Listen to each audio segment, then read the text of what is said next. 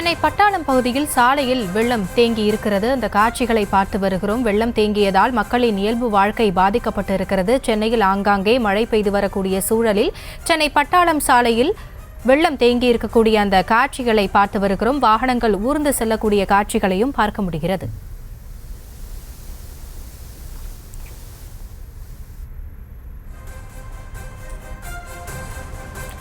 இதுகுறித்த கூடுதல் விவரங்களோடு நேரலையில் இணைந்திருக்கிறார் எமது செய்தியாளர் முரளி. வணக்கம். சென்னை பட்டாளம் சாலையை பொறுத்தளவில் அங்கு மழைநீர் தேங்கி இருக்கக்கூடிய காட்சிகளை நம்மால் பார்க்க முடிகிறது. மழைநீரை அகற்றும் நடவடிக்கைகள் எதுவும் எடுக்கப்பட்டு இருக்கிறதா? கள நிலவரம் என்னவாக இருக்கிறது?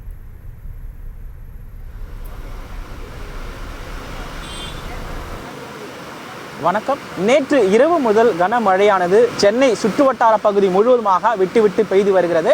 அதன்படிதான் சென்னை பட்டாளத்தில் இருக்கக்கூடிய இந்த ஆஞ்சநேயர் கோயில் பகுதி முழுவதுமாகவே மழைநீர் வெள்ளக்காடாக காட்சியிருக்கிறது.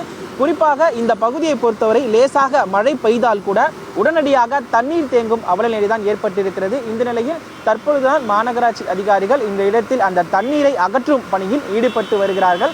அது மட்டும் இல்லாமல் நேற்று ஏற்கனவே சென்னை வானிலை ஆய்வு மையம் தெரிவித்த நிலையில் சென்னை உட்பட 20 மாவட்டங்கள் கனமழை பெய்யும் என சென்னை வானிலை ஆய்வு மையம் தெரிவித்திருக்கிறது. அதன்படிதான் நேற்று இரவு முதலே இந்த மழையானது கொட்டி தீர்த்து வருகிறது.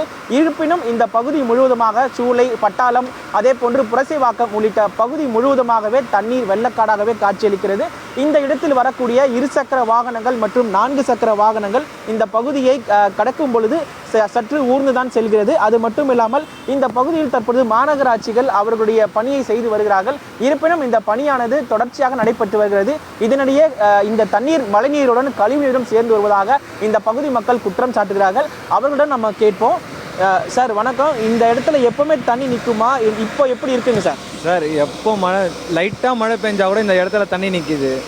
எவ்வளோ தான் அவங்க கிளியர் சொன்னாலும் அது கொஞ்சம் அந்த நேரத்துக்கு மட்டும் கிளியர் பண்ணி விட்டுறாங்க. அது தீர்வு மட்டும் காண மாட்டேங்கிறாங்க. அதுக்கு எவ்வளோ தான் ஆக்ஷன் சொல்லி எழுதி கொடுத்தாலும் அவங்க எடுக்கிறதில்ல.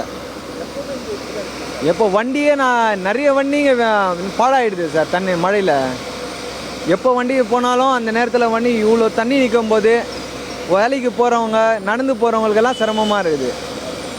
அதனால் என்ன பிரச்சனை அவங்கக்கிட்ட எவ்வளோ தான் சொன்னாலும் இதுக்கு ஒரு தீர்வு முழுசாக காணவே மாட்டேங்கிறாங்க. இப்போதைக்கு அவங்க பண்ணின்னு இருக்கிறாங்க. அது திருப்பி இந்த நேரத்துக்கு ஆகிடுது. அது அப்புறம் திருப்பி மழை பெஞ்சா அதே நிலைமை தான். அதுக்கு முழு தீர்வு காண மாட்டேங்கிறாங்க.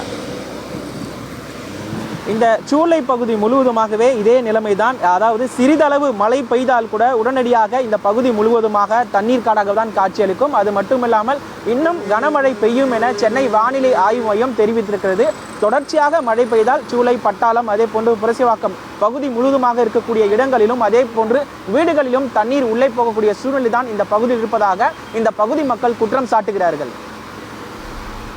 விவரங்களை நேரலையில் இணைந்து வழங்கியமைக்கு நன்றி முரளி.